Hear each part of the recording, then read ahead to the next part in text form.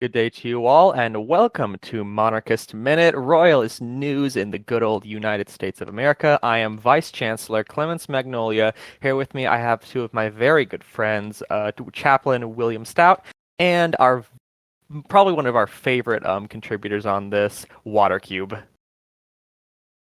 How y'all doing tonight? I'm good. Good. I'm doing well, doing well. So, one thing, I know we don't have a whole lot of topics this week, but one thing that I've been seeing a whole lot on Twitter recently is people losing their minds over the earthquake and the eclipse that's happening. Oh, and apparently lightning struck the Statue of Liberty too. The day before the earthquake, yes. I saw that. This is like in a Paradox game when you get like the comet event and you lose one stability. It is, honestly, it is. It's like it's a comet event. You got all the choices. Like, what one would you say? Well, that's it. I'm dead. It just goes to show that you can have all the technology, all the knowledge, all the science, all the rational, understanding of the universe, and stupid peasants are still gonna be stupid peasants. Yeah. It's like, yeah, because we're not even in Victoria 2, where it's just, thank God we live in such enlightened times. No, we don't. Not anymore. The main fault of like rationalism and all that, like in technology, is we think we're smarter than our lizard brains, but we still get scared when the sun goes out. We don't know if it's gonna come back. I mean, we put a man on the moon and people still think the Earth is flat. So yeah, what is it? I saw apparently a guy was harassing oh gosh, why am I so bad? I'm terrible with names, I swear. Unless it's a more bigger historical figure. I don't know why I can't. Who was the first man to walk on the moon again? Neil Armstrong. Neil Armstrong. I was like, it's Neil something. Yeah, Neil Armstrong. Apparently, someone was harassing Neil Armstrong, yelling at him like, "Well, will you swear on this Bible that you walked on the moon?" Okay, was that the guy who? Because I know this happened. Either Buzz Aldrin or Neil Armstrong. I think it was Buzz Aldrin. Actually, I think that's why I remember it was Buzz Aldrin. Yeah. It was Buzz Aldrin because I saw the video and Buzz Aldrin punched the dude. Yeah. Oh, yeah. I didn't watch the full thing. I saw the clip and I'm like, I can't even watch this. This is just so. The worst part is like Buzz. Sorry. The dude kept chasing after Buzz Aldrin, calling him a liar and everything, and he crossed in front of him, and Buzz Aldrin put his fist through this dude's face. This old man knocked this dude off his feet. But like Buzz Aldrin also, I think the guy who was like harassing him invited him there under the guise of it being like a children informational event, which is why he was extra mad, because he loves doing that stuff, going out to like teach kids about moon, space travel, NASA, and all that. So we got tricked, and then he got harassed. Yeah, that's just I'd be the same as him. I would have punched that guy in the face then. Okay, I have a radical solution to flat earthers. We gather them all up, we put them on a rocket, and then we send them on a one-way trip. Have you ever seen the flat earther do the experiment that proves the Earth is round, and like him like kind of having a mental break over it? Are you talking about the one where they had the basically high-powered laser pointer or flashlight? Yeah, I think so. Oh yeah, I think I've seen that one. Yeah, I watched the full documentary where that happened at the end. Basically, what happened is they calculated, like, they had these holes in these panels, and these panels were like 12 feet above the ground or something. And the idea is that by shining the flashlight through the hole, you had one hole that was at 8 feet and the other at 12 or something like that. I forget the full details, but the idea is if the Earth is flat, when you shine it through the 8-foot one, you should be able to see it through both holes. But if you shine it through the 12-foot one, you should only be able to see it through the hole. Yeah. And so they tried shining it through the 8-foot one, and they couldn't see it. So they asked them to raise it up higher. So they raised the light up higher, and that's how they saw it. Basically, their own experiment proving that the Earth is round. Like, we've known this since like the time of ancient Egypt. They did the calculations back then. I don't know how people still don't believe. I forget the name of the dude because he was some Greek mathematician and of course all the Greek mathematicians have these long ass names that are impossible to pronounce. Pythagoras, Hippocrates, you know what I'm saying. Pythagoras, yeah. And so this dude literally calculated the curvature and the exact circumference of the Earth by shoving 2 sticks in the ground and using trigonometry to measure the difference between the shadows. This dude literally did this by scribbling math into the sand he was standing on. And you think that the Earth is flat because of what? Humans have always been dumb and always been smart at the same time. Yeah. What is it? It's like the line from Men in Black. Just a person is smart. People are dumb. Yeah. I think half the problem is that with modern communication, these people who normally would be like village idiots who would be isolated in our timeline now have a platform where they can meet other people who are also just as nuts as them and communicate with each other and network and organize, and just it makes it worse. Yeah. If you ever want to like witness that in the worst way, go to like something like WizChan or something, which is like the incel/wizard Chan board, and you can just see how these people kind of feed into their own fears and validate each other on those fears. It's fascinating. That does sound fascinating, and of course, we're saying this monarchist on Discord. It's like, well, we're in the weirdo camp too, but there's a line between like weirdo and harmful to society. Yeah, there's a difference between just us who are I don't want to say on the fringe of the political spectrum, although we sort of are just due to the fact of how it's monarchism in the US. It's not a very big thing, so we are technically on the fringe, but we aren't fringe in our own right, though. We're comfortably outside of whatever of the norm. We are comfortably outside of the norm. I've never seen an incel post in here, like an incel tier post, which means we're normal enough that if we went out into society, we would not be tarred and feathered. Yeah. Right. I mean, yeah, because I've had I've had conversations with coworkers, friends, members of my local Republican Party about monarchism, and normal conversation. You know. We actually touch grass, which is better than most people online. We touch grass. What do you mean? Like anarcho-nihilists clearly touch grass whenever they talk about bombing a Walmart.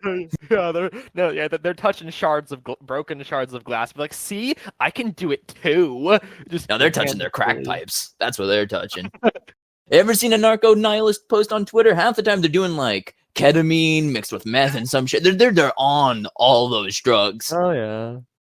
And God bless them for it. They're trying it so we don't have to. It's like the nostalgia critic. But while we're on the topic of internet, I have a question for everyone here. Have any of you ever heard of the dead internet theory? Yeah, like I think I understand it, where it's like bots are taking over. There's more bot posters than there are human posters. Basically, the idea is, basically that. There's so many AI and bot and automatic posters that most of the content currently on the internet is automatically generated rather than being made by actual people. I think it's been true for a while, ever since like domain scrapers have become a thing. Like, and that was back in like the 2000s.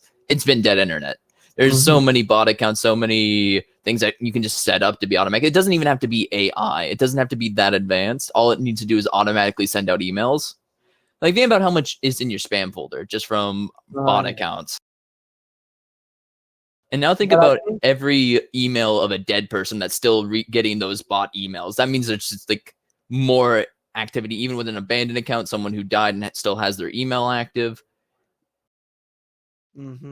But I was talking about this with someone on Reddit, or reading something about it on Reddit, and somebody mentioned that when they did their survey, because I forget if they were like an advertising provider or if they were a web hosting provider, but they found 50% of their traffic was from bots. So at least half of, if that is the constant across the entirety of the internet, at least half of all users on the internet are not people. It makes sense, though. Like, the internet's also the place where it's easiest to scam people, so it makes sense that you just have a bunch of bots interacting. Yeah. Like, How many of y'all have used Tinder, and how many of y'all, while on Tinder, come across like at least 30 to 40 bots?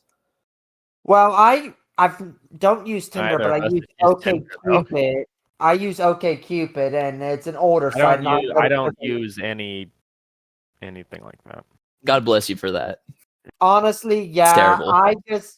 I just started using it because I figured Coworkers I'm getting do. Well, older. actually, I should say one of my coworkers used to, but now she has a current boyfriend, and actually the way she met him was because we both work at the same because they both work at the same place. Well, all of us work at the same place, so they didn't. Tinder You is see, useless. I don't believe in online dating, but I started online dating for the sole purpose. It's kind of like a weird science experiment where I just wanted to see what would happen. And honestly, it's just kind of sort of tedious. I mean, I've talked to two different girls so far, but both of them have basically been dead ends. One because I ended up not being that interested, and the other one just because she didn't never bother to message back, really. But either way, that's not relevant. But yeah, That's I've just my noticed. yeah. I'm on OkCupid, which is a much older dating service, and I've noticed a lot of bots specifically. Yeah, but oh, oh, hey, Leonard, I would be like, I honestly don't think you can use Tinder to date. My experience on Tinder has literally just been, oh, I meet someone, I talk to them, they're an interesting person, and then I realize I'm not ready to date, and I just end up becoming friends with the person. I mean, I'd be okay with that too, but I'm not even getting that far if I'm being honest. Well, a lot about like Tinder, most dating apps, and most online experiences in general, it's about selling yourself a certain way. So you kind of have to push your identity into a box that's marketable, which never works out. Or you Yeah, can be unapologetically yourself and like uh info dump about whatever your special niche is to some girl online, and sometimes they go for it. yeah. You see, that might be my problem, that I'm just brutally honest in my profile.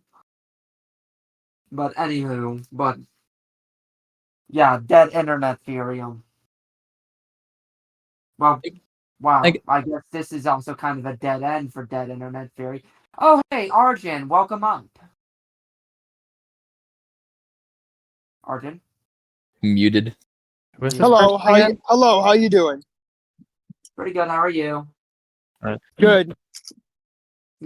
Did you have anything you wanted to add while you were?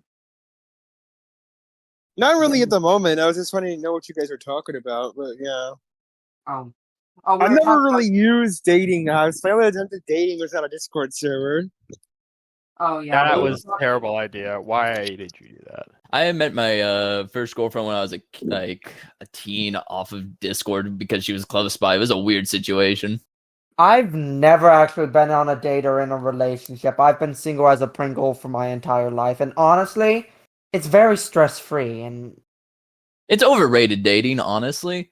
And that feels like something someone coping would say about dating, but I genuinely mean it because if you're not mentally Yeah, I know. prepared for It's interesting. It's interesting because all of my friends, like, because when I was in high school, every single one of my friends, excluding one of them, had been dating people, and all of them more than one person. Mhm. Before we were even in 11th grade. Well, actually, before we were even in 12th grade.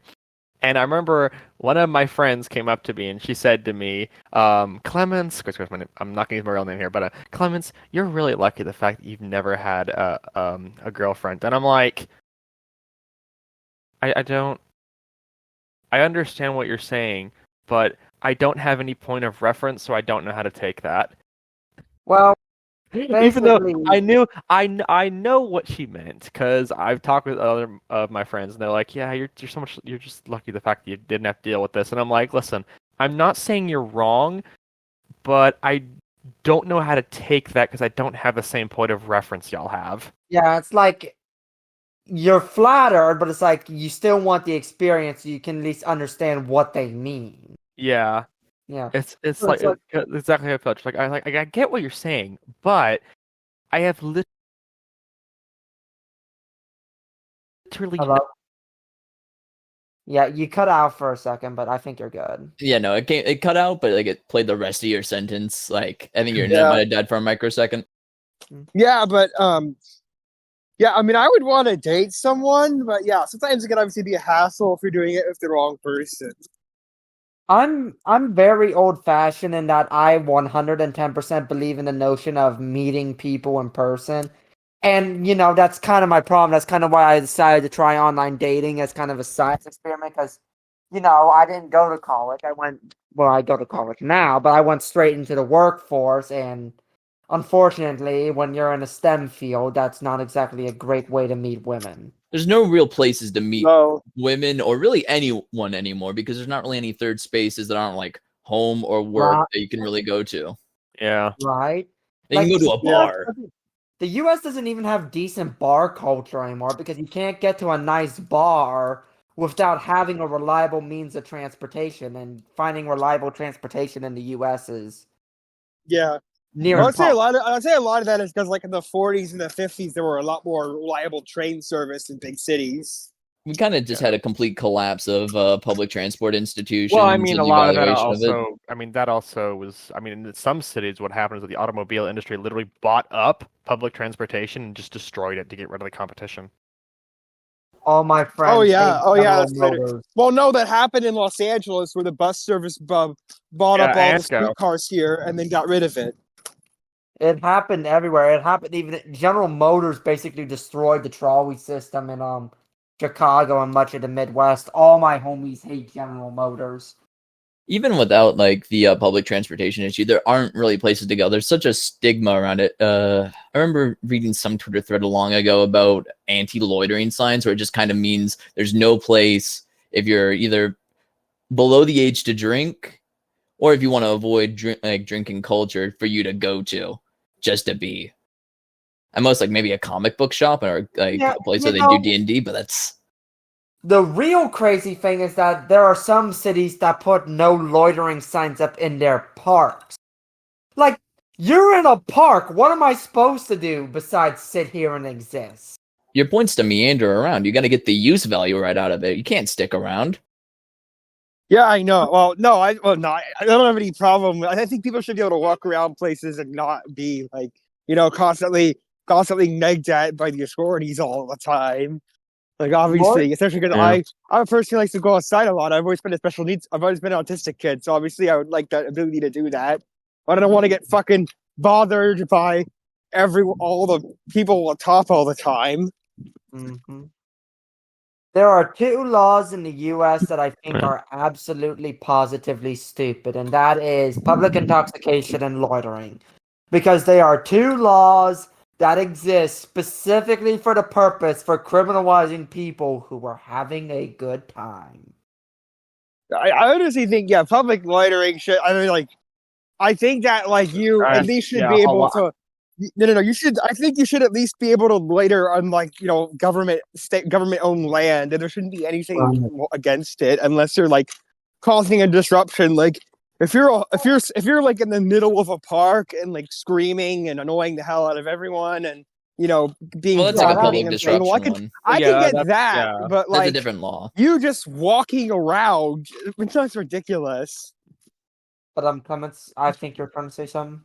Well, I was gonna say that the one about public intoxication, I don't think that should be repealed. Public intoxication makes sense. Yeah, that makes sense when it's something like that. It very much could become a danger to someone else due to the fact that if you're drunk, half the time you don't know what's going on. Next thing you know, you're wandering into the street. The guy has to swerve, accidentally hits someone else. Well, you see, my point when I say it shouldn't be criminal is what I'm saying is when a cop sees someone like that, their last thought shouldn't be, "Oh, I should ticket that dude." It should be, "Hey, I should give this dude a ride." Well, it's kind of goes into how the police kind of relates to the community, where a lot of cops now aren't even really a part of the communities they police. Oftentimes in the suburbs are removed by a fair degree from that community. So they don't have any investment to take care of the people there. I know. I mean, I don't know. Of course, I live in a more of a rural suburbanite area though, so ours, like, I even personally know our sheriff, our county sheriff. It's different for cities. Because I've even had a conversation with him one time when he was talking about how the city is a whole lot different from the sheriff. Usually people, like even my coworkers, said they've had conversations with the sheriff, like the county sheriff, but none with a none with a like a city police officer. But though people will have conversations with our sheriff. Yeah, because the sheriff is more ingrained into the community. Yeah, And and also he's just a really fun guy to talk to, honestly. I think no wait, it wasn't our ex-sheriff. It was But that's what I'm gonna say. I think the idea that like all police officers are bad is really stupid. I think like there are some that are obviously bad, but I think it's more of a systemic issue than cops just being bad people. right.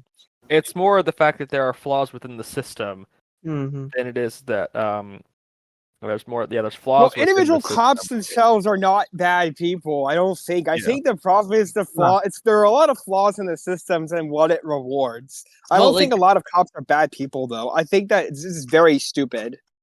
outside of like the statistic that left anarchists tend to throw around, tends to be an issue of what's tolerated because of how the police have come to view themselves as an institution in relation to the community, which encourages that bad behavior and normalizes it. So a bunch of individual bad cops become the systemic norm, which encourages more bad cops. It's kind of like if you have corruption in the military or corruption in any institution, that inherently encourages more corruption. It's an issue with the culture within police forces. Then, Yeah. Okay, back to our original topic, because we've wandered so far off. We've clearly been going through Wikipedia articles at this point. But, I am proud to say I have not opened a Wikipedia article once this entire conversation. Me neither. But yeah, I haven't either. It's just it's expression. But Well, I'm just back speaking to of personal experience. yeah. I haven't But looked up any article. back to our original topic. The lightning strike on the Statue of Liberty, then the earthquake in New Jersey, and now, of course, the eclipse going right through Ohio. it's the end of. Oh, you want to know the funniest part about that? So, What? I've been hearing from friends and family and everything about how things are really starting to shape up for the eclipse. Like, when my mother was coming back from our family campground, they were seeing crowds and crowds of people and like lines of cars coming in, getting ready to find their spots to watch the eclipse. Mhm. We've been seeing tourists flood in. A friend of the family, yeah, that's a mouthful, rented their house in Erie, Pennsylvania for $4,000 just for this weekend alone. $4,000 for 1 weekend to some out-of-state tourists. They want to see that eclipse. Honestly, I can't even blame the dudes. Scalp the freaking out-of-staters. They're not from the Midwest. I don't care about them. Ohio's barely I have a Midwest. question. I have a question. Clemens, Ohio is wait. Sorry, Uh, Arden. Clem- Ohio is barely Midwest. Okay, Watercube, fight me. Okay. I'm Sky, sorry. Skyhawk, what state are you from? Ohio. He's Ohio. Okay, I'm from California. Yeah, you don't get any. You barely get anything. But Of course, I don't get. Of course, oh. I'm not gonna get too much though, because I'm North Carolinian. But we're getting But, something. Wait, we're getting some around in like. Yeah. What part of North Carolina are you on? Are you in East or West? Coastal. Okay, Coastal. so I might get some because I'm in the Hampton Roads. Yeah. We are gonna get some. We're gonna get like I think 65% coverage. I think is what we're gonna That's get. nice. Yeah, I think me and you are gonna get like somewhere between 65 to 70% coverage. But anyway, you want to know the moral of the story? You want to know the hilarious part? Mm-hmm. Despite all the money these tourists are shelling out, despite how many of them are flooding in, Monday's forecast predicts overcast skies. Oh, Only in Ohio. So I don't have any plans for Monday except for maybe mowing the yard, and if it just happens to be clear enough for me to catch the eclipse, I'm gonna catch the eclipse while I'm mowing the yard. But seriously, all these people are coming in out of state for just the state of Ohio to basically say, "Screw you, clouds." Ooh. And if that isn't the most Ohio thing I can think of. Oh. Only in Ohio. Ohio. I swear to God, my state has a mind of its own sometimes, and a mind of its own constantly wants to screw everyone over. It's beautiful. I am so proud also, of my by the way, state. Clements, what state are you from? North Carolina. Oh, okay. The Superior Carolina. The Superior Carolina. We are the Superior. Well, here's why I like to say we are the Superior Carolina. One, we're bigger. Two, our nickname can actually be used as a demonym, while the nickname for they're the Tar Heels. You can easily say a Tar Healer, whereas South Carolina, it's the Palmetto State. You can't really make a good demonym out of Palmetto. Trust me, I've tried. Palmetians? Yeah. Palmettan is what Palmettan, Palmettians, Palmettites. Okay, Palmettian kind of sounds like badass though. The Palmettians. You see, we're just Buckeyes. Yeah. And of course, we got to the north of us is the Dominionites, which actually does sound kind of cool though. I call them Dominionites, good old Virginia. We just call them Virginians, and that I feel disgusted by Dominionites. I'm sorry, as a Virginian, I'm disgusted. I assume that for California, that'd be like the Golden Staters, right? California. We're sticking with Californians. Yeah. No, no. California does not get a singular demonym. It gets multiple demonyms. You got people from Jefferson. You got people in the Central Valley. You got SoCal, and you got the Bay Area. That's what you get. California. I think California gets 4 separate demonyms. It's 4 separate specific regions. Maybe even split SoCal up into 2 different ones. I don't know. You can cut it a couple different ways. It's basically like a tiny old nation over there. Yeah, but one thing is for certain here. Nevada has the best one. Mm-hmm. Battleborn. Mm. But tell me that isn't badass. That is, but to go off topic a little bit about what Waterkeep was saying, that California's kind of a small country.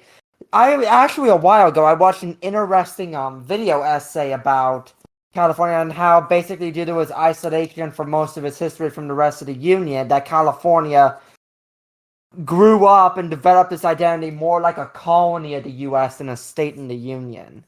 And that's why the West Coast is such a different mentality than the East. That makes sense. That makes sense. I mean, there's a reason it's called the Great Divide. Oh yeah, of course. But that's how I would say California has its own identity compared to the rest of the United States.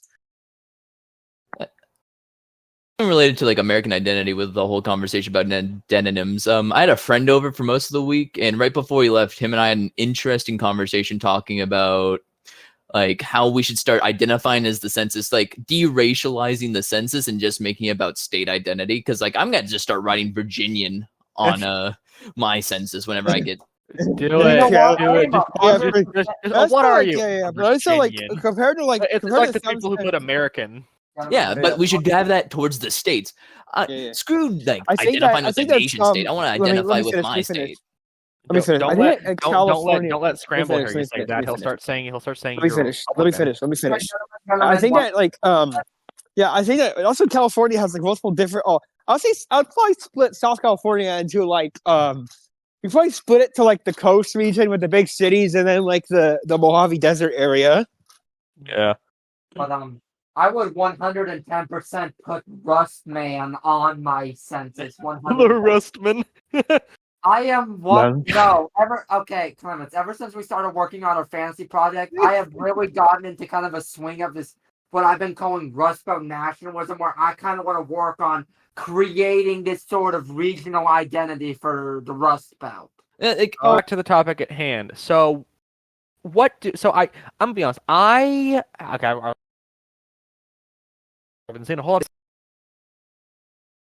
Just the lane. Well, God always tells us. He's always giving us signs, no matter what. In my opinion, at least.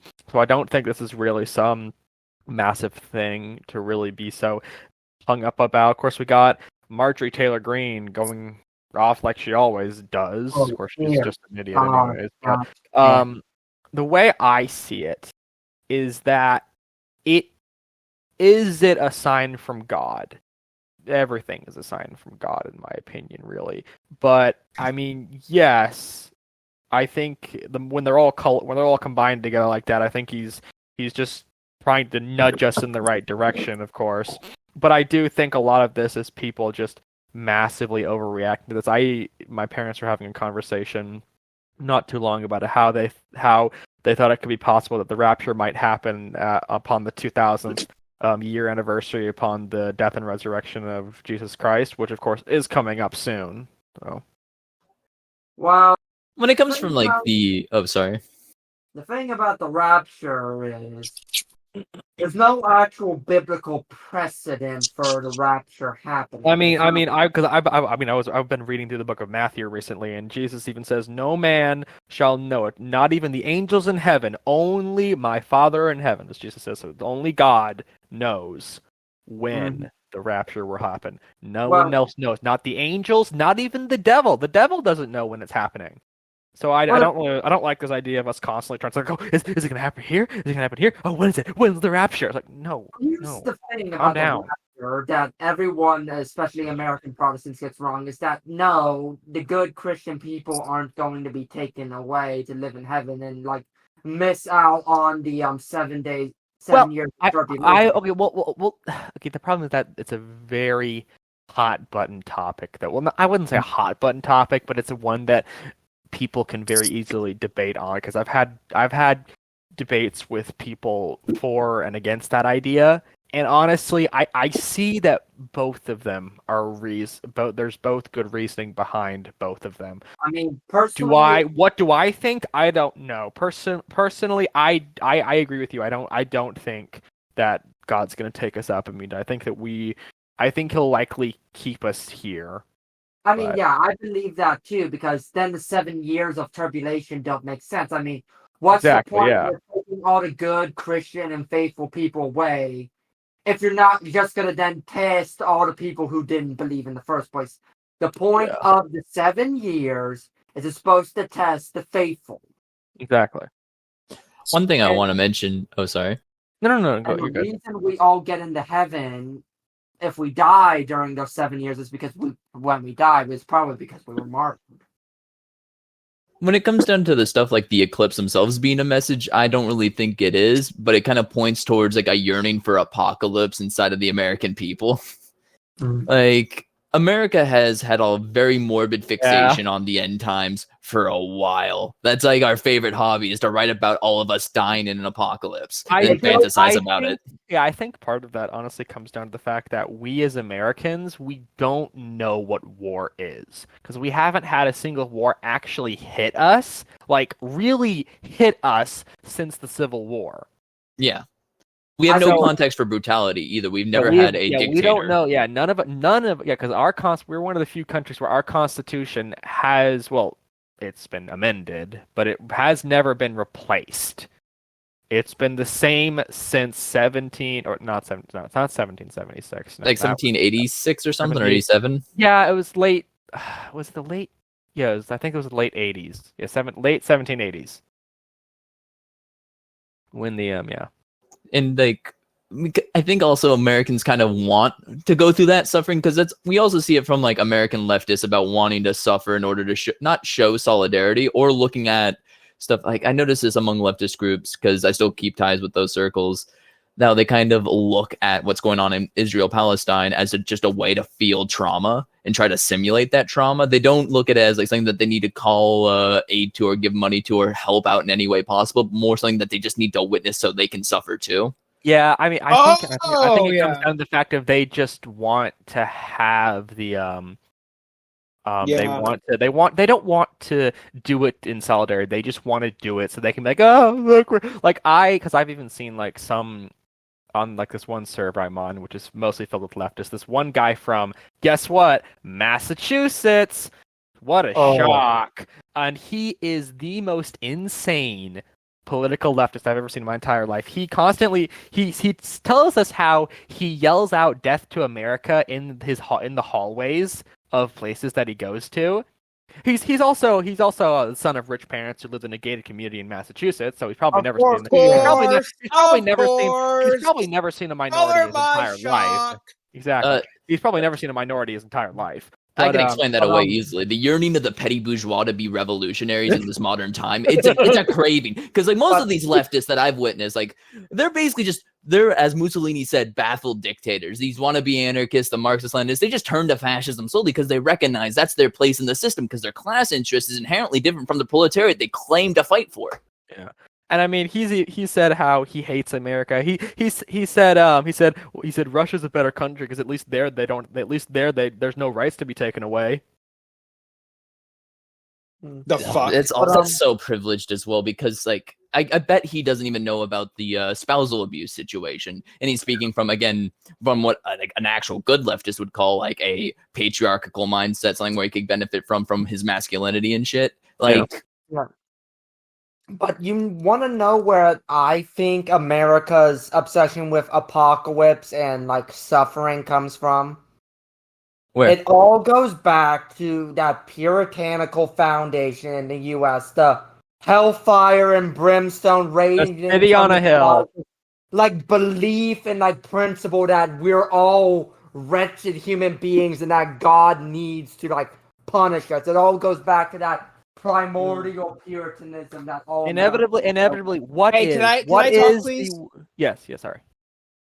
Well, I think that a lot of the leftists, a lot of the problem with these leftists, I don't think the puritanical stuff could probably explain a lot of the apocalypse obsession on the right, but I don't think it really explains the obsession with the left. No, it does. I would say it does 100%.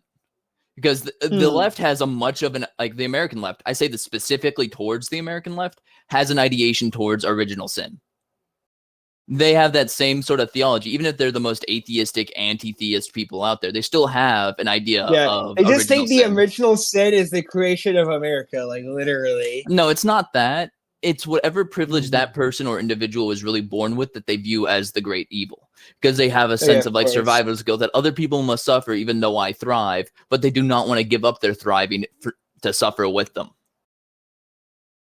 Yeah, that's yeah. Well, deep down, they don't want to. They want to feel better about themselves. They don't really want to give up their privilege. A lot of these, that's the reality about a lot of these people. It's not about like the emotional side of it as much. Like, it really depends on what flavor of leftist. Like, most of the groups that I now interact with tend to be on the left communist side, which tend to be the only communists who make sense. And I say that as they follow their philosophy, like as a theology. They follow through on everything with their beliefs.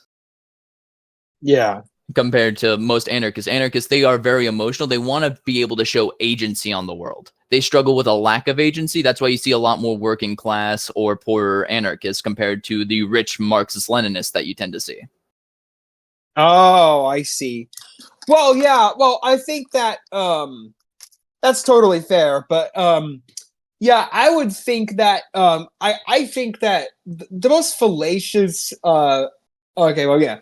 Well, I think the reason that a lot of leftists are like this is mainly because they have a ton of privilege, but they're not like happy about their life. So instead of looking inward and fixing themselves, they come to this idea that everything that was given to them was bad. It's less that, because almost anyone who feels bad about themselves tends to try to externalize it in some belief form, like something, so they can remove agency from themselves. It's not a left like only thing. I can see this in the fascists. I can see this in liberals. I can see this in Republicans. Well, no. It's not a leftist only thing, but that's true for a lot of the far left in the country. Like, I think some of them are genuinely interested in improving people's lives, even if I disagree with them. But like some of them are simply extracting their own insecurities onto their beliefs, and that's why they hate everything around them and want to like dismantle the U.S. and shit. Another part of it, which is all like I think this applies to all of radicalism, is that people feel very stuck, that nothing's going to change, which also plays into that yearning for apocalypse. Apocalypse is at least change. There's something different going on. It's not the stability that we've had, even if it's a bad stability. The stability we've had. Yeah. Like, there's a whole thing. Mark Fisher, who was he was an acid communist, wrote a whole book, more like a pamphlet about how leftists can no longer imagine new futures. They only think about destroying and living in the like whatever warlord period comes after. Oh, totally. That's why, that's why there's a big focus on stuff like critical race theory and shit in the modern left. Well, in the Soviet Union, that obviously, I think there was a non-concern. I think, now the concern is destroy. They see more of destroying what they see as white society, and they see in building a better future. A lot of times, compare that to the Soviet Union, which they more want compared to Marx or even the Soviet times, so they thought more about building a better future as opposed to destroying their already existing culture. No. Okay, I think one, you're misunderstanding the modern left when it comes down to CRT, and two, that you're misunderstanding the Soviet Union in its relation to race. You're wrong on both fronts. Where the left, for the most part, the left and the far left, they don't really seek to destroy whiteness. They just it's a weird. The left has a weird relationship with race because it doesn't know what to do with it, especially in the United States, because we live in a very racialized society and we always have done. And meanwhile, in the Soviet Union, Marxist-Leninists they had whole initiatives to try to destroy what they viewed as reactionary parts of their culture, replace it with that. There's the whole idea of the new Soviet man, the idea of prole cult, where a bunch of Leninist thinkers wanted to build a god in the style of the French Revolution cult of reason. Yeah, one thing is the fact that's totally fair, but I think the whole point. I think that one of the important things is the fact. No. But I think the Soviet Union in general I think the Soviet Union in general just wanted to bury the hatches with race so they can go forward in the future. No. Well, not exactly in the way you think, because it was more the fact of what we know of what fascism and communists have in common is the revolutionary idea of the new man. Their goal was to build a revolutionary new man. And although that did technically mean to, I guess we could see that as getting rid of race, it wasn't exactly meant on that. It was to build the new communist man, that we would all be new communist men. Did that mean getting rid of race? Indirectly, yes.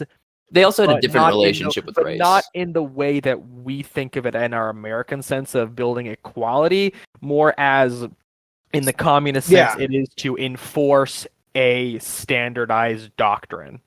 Yeah. Yes. One thing that's weird. What communism is, it's the enforcement of a standardized doctrine. Same thing in fascism. The main difference also between American left and the European left is the American left is more far left is more based on Lassalle and social democrat thinkers, the radical branches of those thinkers, but still based in their theory is less aligned with Marx, more aligned with what eventually evolved into those social democrats. Yeah. But I also fully understand Marx was a very Marx, as a communist, he was very Eurocentric. He thought that Europe would be the place to lead communism into the world. Well, his first thoughts were that Germany, because it was one of the industrial heartbeds, would have a large enough proletariat to cause class conflict where the proletarians would overthrow the bourgeoisie.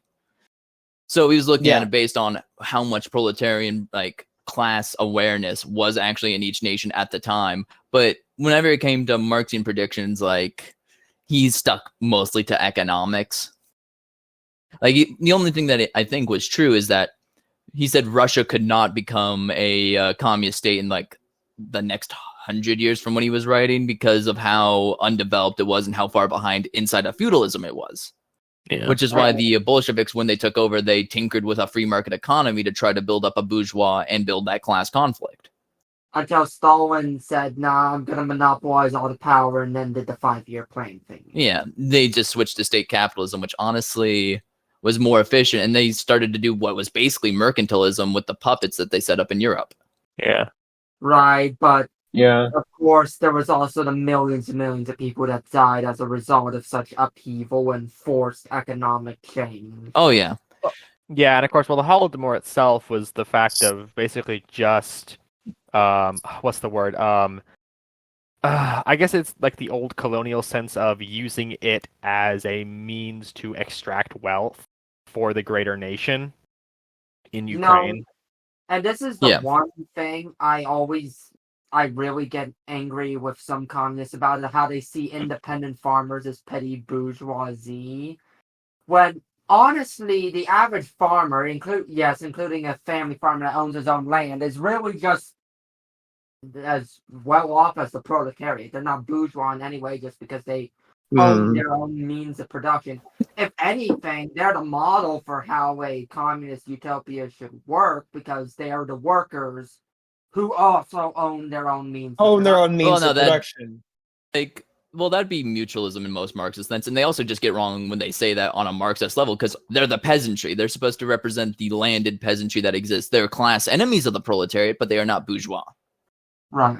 Because Marx also drew a very big urban-rural divide because of how he foresaw that class would accumulate under large landowning farmers, which it basically did in the United States. There's a lot of large farms that try to run smaller farms out of business. Right. Yeah. If I remember correctly, wasn't the whole one of the things that Marx wanted to do was try and completely destroy the difference between rural and urban? I would have to see it's been a while moment since I've read the theory. There's probably something somewhere that says something along those lines. Yeah. Knowing Marx, he wrote and changed a fair bit throughout his career. He probably wrote something. Well, every philosopher does throughout his career. You got to realize that philosophers are regular people. They're not they're not like deities. Yeah. I'm trying to remember when his big shift happened. I think it was after German ideology, though, or something. It's when he really got into Hegel. But I think that I understand Marx in general was very Eurocentric for his time. He thought that the Europeans would be the ones to lead the world into communism. I know I've repeated myself here, but it's all about where bourgeois power was located, and he kind of he didn't give Asia and Africa, and along with the Native Americans, the benefit of the doubt on how their means of productions actually, modes of production worked, because he tried to write off the caste system and write off how China functioned when they were very much would work inside his previous analysis of Europe. Well, not on just feudalistic relationships, but on that divide between the owner and operator of capital.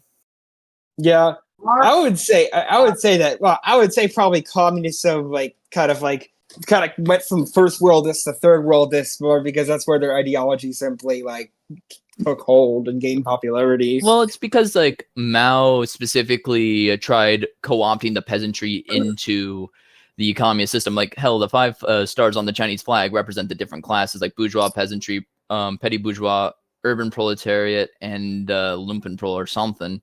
I might be getting that wrong. I thought it was the 5. I thought it was the 5 races. No, the 5 races flag was the KMT Republic of China. I know the 5 races flag. I think that a lot of modern day communism has kind of morphed into a version of third world nationalism.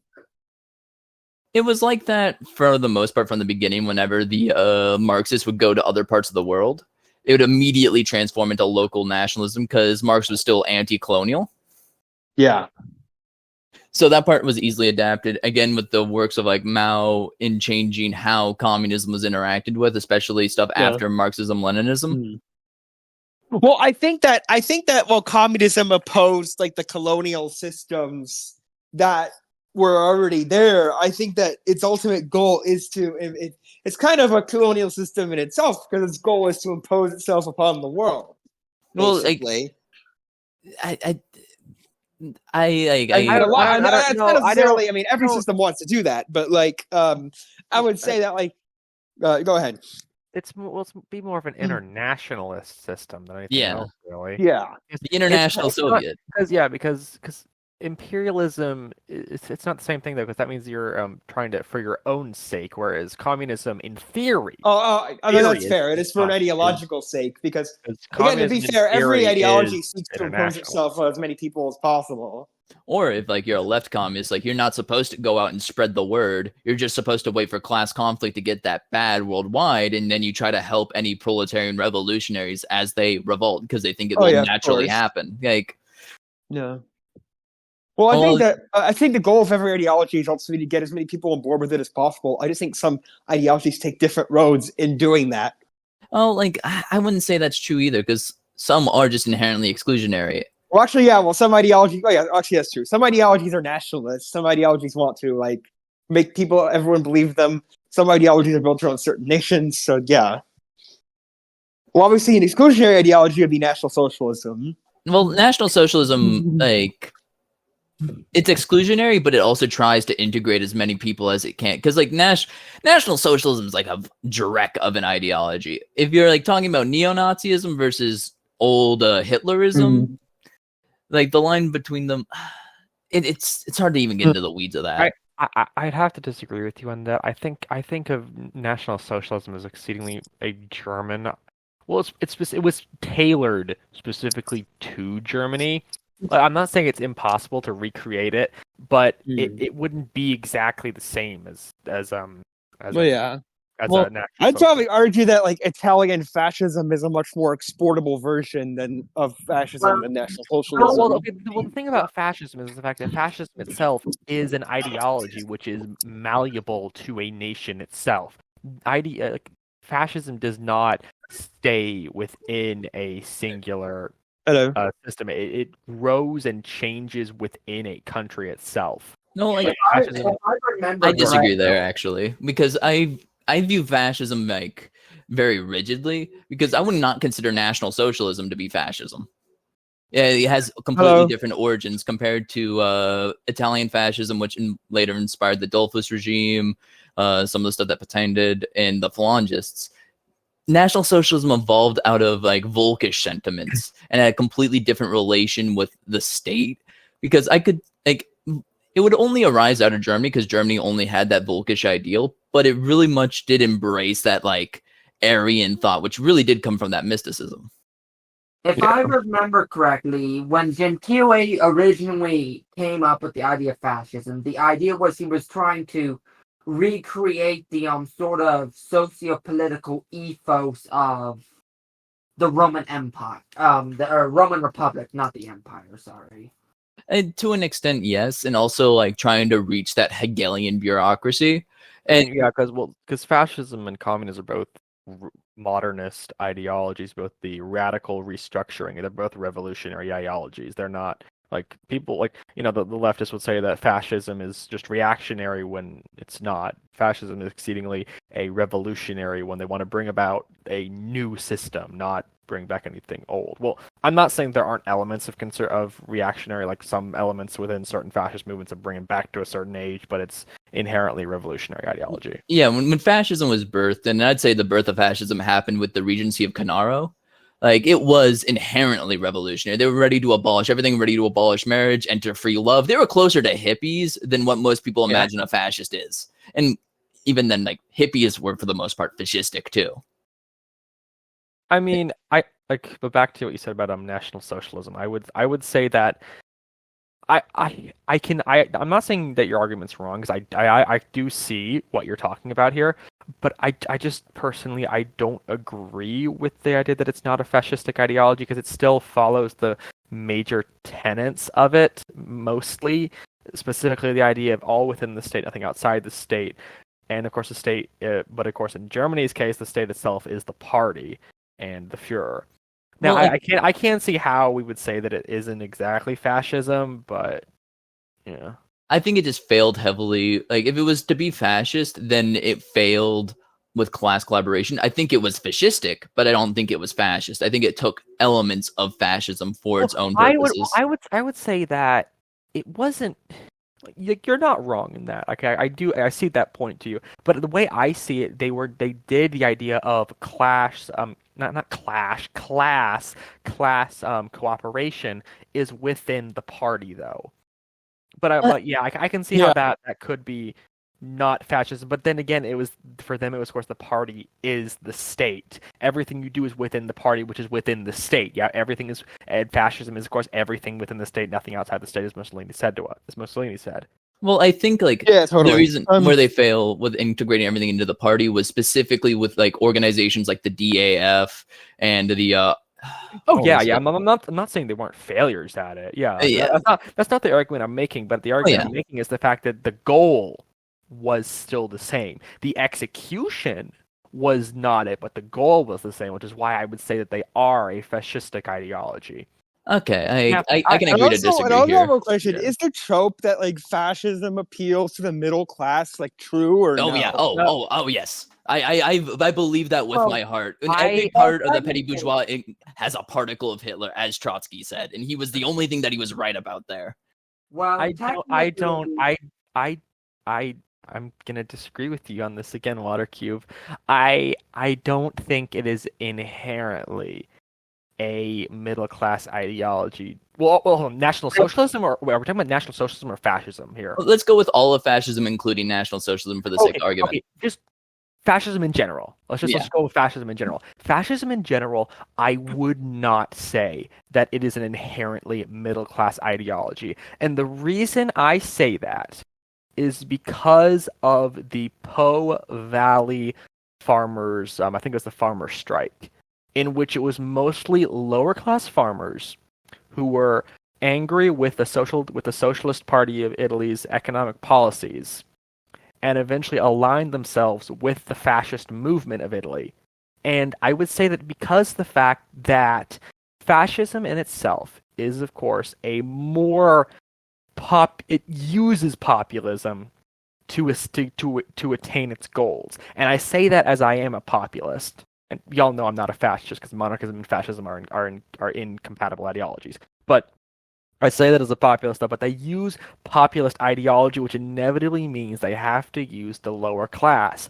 And we see that very often, historically, the fascistic parties would very often, they would, of course, I guess in a lot of the major cases would rely on the middle class, but then you have to remember that by the time fascism comes around, the middle class has already grown so much to the point that it makes more sense, whereas communism, it did not rely on the middle class due to the fact that the middle class, by the time Marx was writing, it was still not to the point that it was by the time of post-World War One.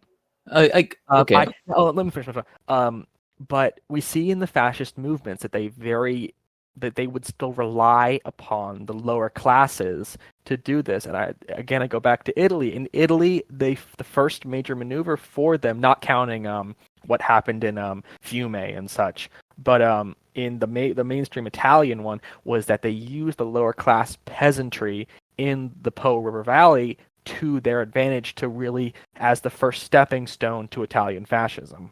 Well, one thing I'd want to say is that I don't think it's like, that a fascist movement is going to be mostly middle class, but the progenitors and main theorists of it tend to not be bourgeois or proletarian, but tend to be petty bourgeois or the descendants of petty bourgeois. Okay, I'm going to give you that. Yes, I do. I would have to say that is almost complete. There's exceptions, but there's always exceptions to the rule. Yeah, like what was running through my mind was the phalanges. Yeah. Oh yeah. Go on. I don't know a whole lot about phalanges. I'm sorry. Okay. It's really goofy because Jose Antonio Dima Primavera, he was the son of the dictator of Spain during the Dicta Blanda. He starts the Phalanges Party as a lawyer, and it's just like they choose a blue shirt to try to like relate to blue collar people. Yeah. The entire party's just middle class. They never got that popular support they were aiming for until Franco came along and hijacked the party. I think that again, this comes back to the fact that fascism in itself is not a singular. Is the general ideas are the same, but it changes in every country, and that's why it's different for the Spanish one than it was in the Italian one. And again, the founder of British fascism was, of course, Oswald Mosley, who was upper class. Yeah. Who was an upper class guy. So again, there's always going to be exceptions to the rule, and I'm not saying you're completely wrong. The middle class, not completely right either. Yeah, neither am I. Yeah, but yeah, the middle class, since it was the 1920s and onwards, that by that point they had become so much bigger along the Roaring Twenties. That then they became so much more, and that means inevitably, because we were getting more to where we are now, which is basically almost everyone's middle class, that by that point the middle class inevitably is going to become part of it. But I also hold on. Let me say one last thing. I know I need to say one last thing, and I'm going to stop.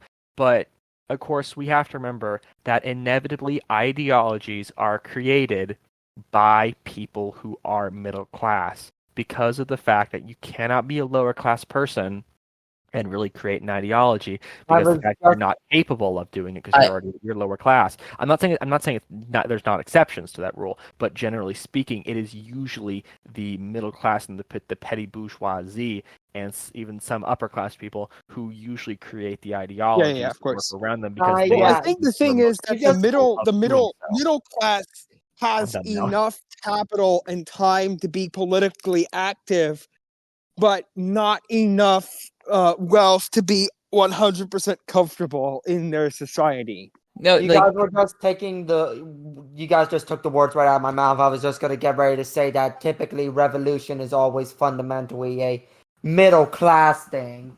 Because usually the upper classes, of course, they're the establishment. They don't want change, and the lower classes are too busy trying to survive in order. Okay. They Well, the can't do lower classes can be taken on board the revolution, but they need to have the capital to do so. They don't really have the power. or desperation. which is where the middle class comes in. Like one thing though, like A lot of people understand a lot of revolutionaries are like the sons of rich people who want like a purpose in life because they don't have one. Because obviously their parents already got them more than enough money to stick around.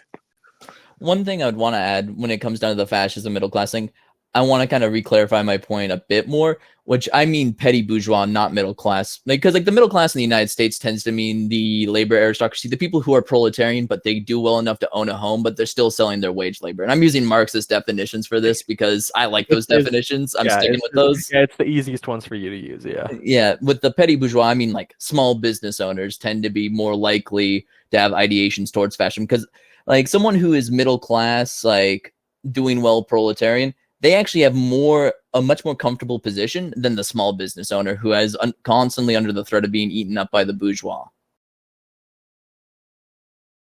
I would want to get into that, but to be honest, I think we've gotten down to everything we need to talk about. Yeah. And I'd say that topic, because I'm gonna say I don't fully agree with you on that.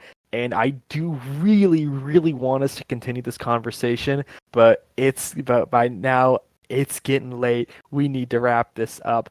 Honestly, this was probably one of my favorite episodes we've had most recently. And again, before I don't have a chance to say this, Wikipediaized everything, but yes, go on, Argon. Would any of you guys want a VC after the end of the stream? Yes. Okay. Yeah. Okay, hey. Tell you what, since we have some chaps in the audience who wanted to talk about this more, why don't we resume this topic next week? Yes. Just make it like a very specific topic episode for next week. Yeah. All right, agreed. Okay. Yeah. So all right. 16 minus 14, that's an hour and 2. And of course, we got to make the cuts too to where we went off topic a bit. But we need to get the prayer. Right. I think he's taking notes on what to cut. Yeah. Yeah, I was taking notes for the timestamps for the YouTube. Good luck with that. We went on our normal Wikipediaizing. Yeah, I'm coining that phrase right now, y'all. We Wikipediaize. Where we off. Okay, all right, so without further ado, before we start the prayer, I want to wish everyone a very nice eclipse. And no human sacrifices. I don't care if we see Lepoche starts whispering in your ear. Don't do it. Gosh darn it. Yeah. Well, there goes my Monday. I have to sacrifice so the sun comes back. I'm hiding my obsidian knife because I know I'll be too tempted otherwise. Don't feel bad. Anywho. They are one of the best knives to use. They are. I don't actually have one, but I do kind of want them. Think about buying one. I think the inevitable male urge to own an obsidian knife. The male urge to sacrifice to the sun in order to give a soul to the sun so it remains powered. So true, Monarchy. Okay. Before we get any more potentially blasphemous here. That's true. We should stop with that. Yeah. Please bow your heads in the name of the Father, Son, and the Holy Spirit. Our Father, who art in heaven, hallowed be thy name. Thy kingdom come, thy will be done. On earth as it is in heaven. Give us this day our daily bread. Forgive us of our trespasses, as we forgive those who trespass against us. And lead us not into temptation, but deliver us from evil. For thy is the kingdom, the power, and the glory forever. Heavenly Father, protect us until we meet again, and also protect all those traveling to see the eclipse and witness your wonders in nature. In Jesus' name I pray. Amen. Thank you for joining us this evening. We'll see you next week, same time, same place. May God bless you, and may God bless the United States of America. Good night.